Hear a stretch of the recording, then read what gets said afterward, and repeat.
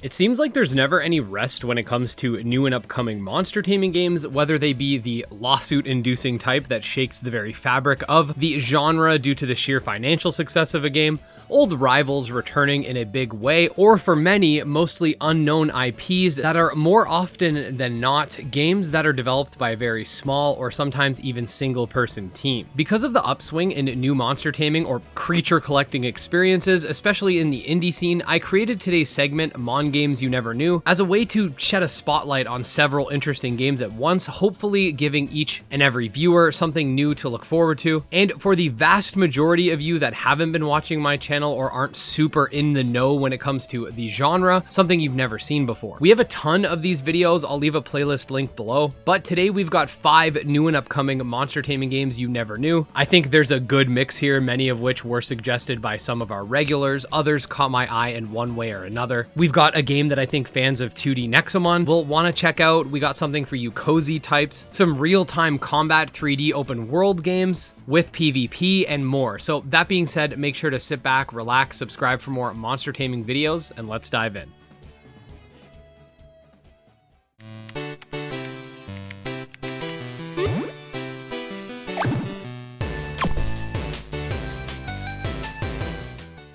Alright, so we're going to kick things off with a title that I've gotten several requests to cover, so here you go, guys. The game in question is Tomo Endless Blue, a fast-paced, real-time action combat monster taming game that features a procedurally generated ocean world to explore, filled with elemental creatures known as Tomo, who of course can be collected and used for combat. The game also features a robust crafting system with voxel physics, allowing for players to create their own custom vehicles and contraptions, the ability to craft equipment, a quest system, so it's not just some sandbox with no story direction. It has single player and multiplayer options, both local or online, and the developers are committed to supporting the mod scene as well. So far, as I can tell, the game is planned for Steam with no set release date, though I'm sure as time progresses, we will get more information regarding platforms and the launch window. Next up is a game called Yokai Tales, which sort of gives me those old school Nexomon and Nexomon Extinction vibes in terms of the art style and graphics. I know there's a decent amount of Nexomon fans that prefer the 2D style, so you guys might want to check this game out. The game features 3-on-3 strategic turn-based combat, various classes for the player to choose from in order to develop a unique strategy,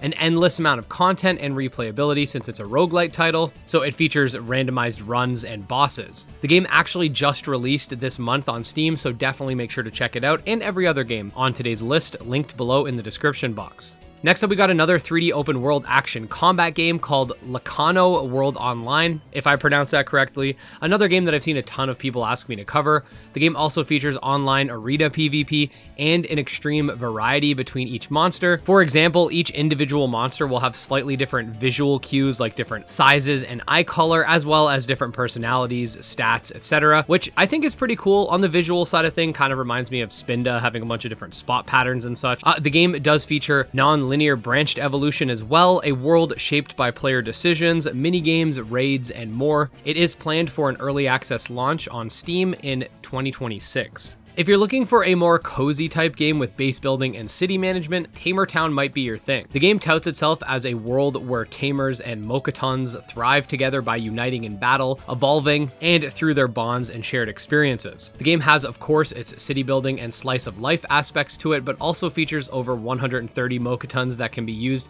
in real-time arena battles where players can strive to make a name for themselves and their town. Your success in general will determine who wants to live with you in your city, and you can even explore untamed areas through expeditions in order to strengthen your team. Finally, we got something for the turn-based RPG crowd that's looking for something a little more Pokemon-esque, if you will. I think Nexomon and Coromon fans will like this game as well. That being Fay Keeper, a turn-based monster taming RPG where you can travel across a world filled with bustling cities, dungeons, and arenas. The game features a lot of unique aspects to its combat system that forces the player to manage life, energy, and various statuses, while also featuring the Ultra Morph system, allowing creatures to change into their ultimate forms, which can be something that turns the tide of battle at a cost that will keep most experienced tamers in check. There's also the Overdrive mechanic, allowing for players to amplify monster abilities, and this is just scratching the surface. I think this game looks really cool, and I'd like to see a lot more from them soon.